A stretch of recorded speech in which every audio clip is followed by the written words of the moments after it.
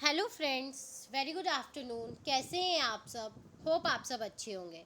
जैसा कि आप लोगों को पता है, ये हमारी सर्विस मार्केटिंग की सीरीज़ चल रही है, जिसमें आज हम अपना नेक्स्ट टॉपिक चैलेंजेस और सर्विस मार्केटिंग का अपना दूसरा आई पढ़ेंगे। जो कि हमारे 4 आईज थे, हमने फर्स्ट आई कंप्लीट कर लिया था। अब हम सेकेंड आई पढ़ेंगे, जो कि है हमारा इनकन्सिस्टेंसी ऑफ सर्विस।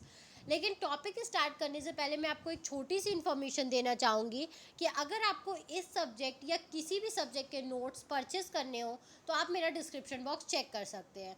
तो आइए हम अपना टॉपिक स्टार्ट करते हैं। हमारा टॉपिक क्या है? Inconsistency of services. This is variability और heterogeneity of services, that is service provided में डिफर ओवर अ टाइम। ठीक है, मतलब ये बताया जा रहा है कि सर्विस क्या होता है, कभी भी एक जैसा नहीं होता है, होमोजीनियस नहीं होता है। सर्विस क्या होता है, हमेशा हेट्रोजीनस नेचर का होता है और बहुत अलग अलग वैरायटी में आता है। ठीक है, हमेशा ये टाइम के साथ क्या होता है, चेंज होता रहता है। The customer's preference will also be varying in availing a services. Service provided by an individual will also vary, which is not so with machines. ठीक है, कस्टमर्स की प्रेफरेंस भी क्या होती है, सर्विस को लेके चेंज होती रहती है। अक्सर आज उसे ये सर्विस पसंद आ रही है तो कल उसकी जो प्रेफरेंस है वो चेंज हो सकती है। और अगर आप मशीन से कोई सर्विस दे रहे हो और आप इंडिविजुअल पे कोई सर्विस दे रहे हो तो उन दोनों में भी क्या होता है, बहुत वेरिएबिलिटी आती है, बहुत चेंजेस होते हैं उन दोनों में भी। तो इसमें चैलेंजेस क्या है? Challenges are problems in marketing service are, इसमें चैलेंज क्या है? Standardisation is hard to achieve. ठीक है, इसमें आप क्या कर सकते हो, स्टैंडर्डाइजेशन नहीं दे पाते हो, अपनी सर्विस को एक स्टैंडर्ड नहीं दे पाते हो। ठीक है, example, the performance of an artist in a theatre is not of same standard in every performance. ठीक है, आपका एक स्टैंडर्ड तो है नहीं कि हाँ ये कर रहे हो तो आप हर में यही करोगे। अगर एक आर्टिस्ट कहीं परफॉर्म कर रहा है किसी थिएटर में, तो अब वो हर परफॉर्मेंस में वैसा ही परफॉर्म करे, ये ज़रूरी तो नहीं है ना। तो उसका स्टैंडर्ड नहीं ना बन रहा कि हाँ ये यही करेगा, ये ऐसा ही वर्क करेगा। ठीक है, इससे लो ये कर ही नहीं सकता, इससे ज़्यादा वो कर ही नहीं सकता। तो आप एक स्टैंडर्ड कभी भी नहीं बना पाते हो। It is difficult to set up quality control. ठीक है, आप अपना क्वालिटी कंट्रोल भी एक तरीके से सेटअप नहीं कर पाते हो सर्विस में। Determination of quality of service in possible only after service has been perform. और आप उसकी क्वालिटी कैसी है, आप सिर्फ और सिर्फ तभी जान सकते हो जब आप सर्विस ले ली हो। ठीक है, जब सर्विस दे दिया गया हो तब आप, उसके पहले उसकी क्वालिटी का अंदाज़ा नहीं लगा सकते हो।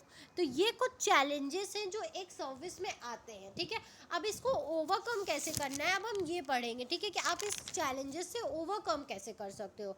तो marketing strategies to overcome the challenges. ठीक है, अब आप ऐसी कौन सी मार्केटिंग स्ट्रैटेजीज बनाओगे ताकि आप इन प्रॉब्लम से ओवरकम कर पाओ।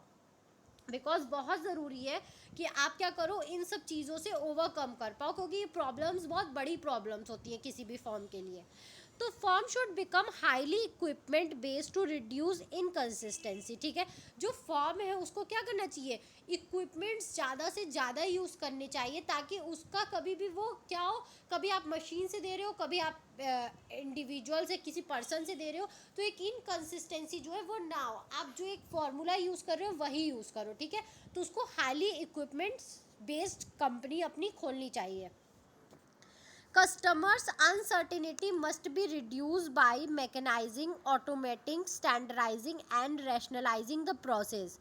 Example, ATM install service of banks have become consistent. ठीक है, कस्टमर्स की जो सर्टेनिटी है वो कभी भी रिड्यूस नहीं होनी चाहिए, मतलब जो अनसर्टेनिटी है। ठीक है, यहाँ पे बता रहा है कि जैसे कि कभी बैंक से पैसा निकला नहीं निकला, वो रोज़ बैंक आ रहा है नहीं आ रहा है। ठीक है, तो वो अनसर्टेनिटी जो है उसकी आपको हटाना होगा। आप ज़्यादा से ज़्यादा मशीन लगाओ, उसको ऑटोमेटिक करो और स्टैंडर्डाइज करो। ठीक है, जैसे कि अब बैंक वालों ने क्या किया, ATM इंस्टॉल कर दिया। ठीक है, ATM मशीन इंस्टॉल कर दिया, तो अब ये जो कैश निकालने का जो प्रॉब्लम होता था अब वो ख़त्म हो गया ना। अब कैश कंसिस्टेंटली बेसिस पे निकलता है। ठीक है, अब बैंक वालों को कोई भी अनसर्टेनिटी या इनकन्सिस्टेंसी फेस नहीं करना पड़ता है। फिर है focus on employees training programmes and performance appraisal should be made. ठीक है, आप जो भी ट्रेनर रख रहे हो, आप जो भी एम्प्लॉय रख रहे हो, आप उसको टाइम टू टाइम ट्रेन करो। नए चीज़ों के हिसाब से, नए इन्वायरमेंट के हिसाब से आप उसको हमेशा क्या करो, ट्रेन करो, और उनके परफॉर्मेंस को क्या करो, हमेशा अप्रेजल दो।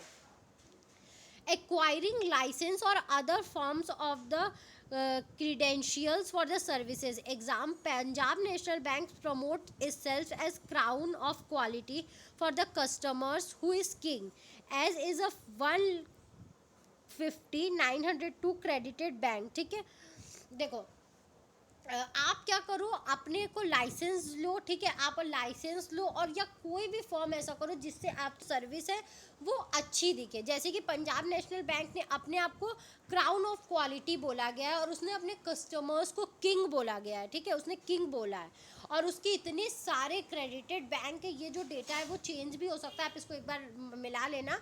उसके इतने क्रेडिटेड बैंक्स है, ठीक है, उसने अपने आप को इस तरीके से शो किया है. तो आई होप आपको ये टॉपिक समझ में आया होगा. अगर फिर भी आपको कहीं भी कोई भी प्रॉब्लम है तो आप मुझे कमेंट सेक्शन में कमेंट करके पूछ सकते हो. Thank you very much for watching my video and do like, subscribe and share my channel. आपको इस सब्जेक्ट या किसी भी सब्जेक्ट के नोट्स परचेस करने हो तो आप मेरा डिस्क्रिप्शन बॉक्स चेक कर सकते हैं. Thank you.